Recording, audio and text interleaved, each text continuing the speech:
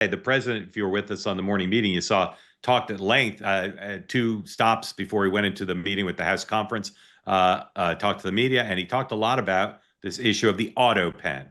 All presidents use Autopen, but there seems to be a sense in the Trump administration that Joe Biden, and this is something Ed I think is working on, that Joe Biden used the or people used the Autopen to sign things on Joe Biden's behalf, including pardons that may be not legally constitutionally permissible if it wasn't actually the president and it was some robot or whatever you call the Autopen. So here's number three. There's a Truth Social post from the president about this topic. And again, he talked about it at length this morning. Joe Biden was not for open borders. He never talked about open borders where criminals of all kinds, all right, blah, blah, blah, go through the process. It was the people that knew he was cognitively impaired and took that, and that took over the Autopen. They stole the presidency of the United States and put us in great danger. This is treason at the highest level. So, Ed, where did this start, this notion that the Autopen was improperly used, and what evidence have you seen for the president's accusation? Well, I'll make a little news for you, Mark, here. I was in the office as U.S. Attorney for about 5 days when I wrote to a number of senior Biden officials in the White House saying, what did you know about Joe Biden's competence and the pardons? And I got some responses. And so I've been looking at this for a while. Again, I think that the question is more about competence. If you have someone who's not competent, they can't enter into a contract, right? And if you do enter into a contract, you've committed fraud. The question is whether you use a tool to trick people into entering into a fraud. So the Biden pardons are unprecedented. The ones right before Christmas that he did, people forget this. I think it's a couple thousand pardons that were done.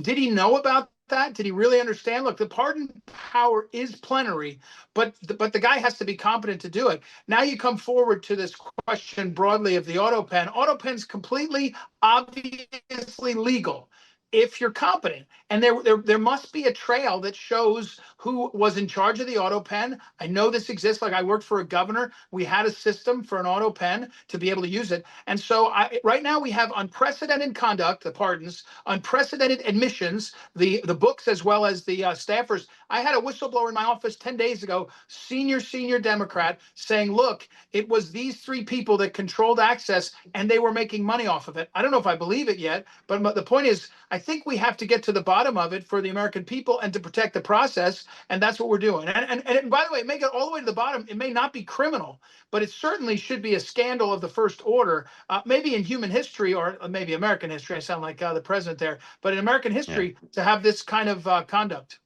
Ed, I'm from Maryland, not North Carolina, so I'm not that bright.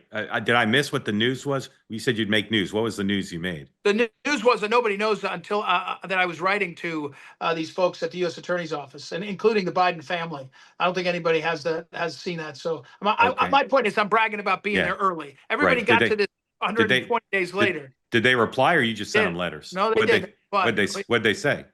Well, a couple of them lawyered up, and one of them wrote directly. I won't talk about what they said. And can you and you probably won't tell us, but can you characterize who the whistleblower was? It someone who worked in the Biden White House? Biden campaign, 2020 campaign at the highest levels. 2020, and who are the three people they said were doing it for money? This is the one who's let me say it carefully. Yeah. The gatekeepers. Different characterization of who was using the access, but the gatekeepers were Klain and Anita Dunn and Bob Bauer, and those three were really dominant characters in the White House. Ricchetti a little bit, and obviously Jill, but I think that was the three. I was with this person, and I said, "What about Susan Rice? What about some of these others?" And they said, "No, these were the ones." Okay, I will politely and gently tell you his name is pronounced Ricchetti. Oh, okay. Soft. Just so you know. Just so I know. Okay. I'll make sure if I meet him, I'll get it right. Okay. He's a very nice guy. I think you'd like him if you met him. That was a delicious video experience. I think you'll agree. Now, what you need to do in return for getting to enjoy that is hit the subscribe button, be part of the two-way community, never miss a thing.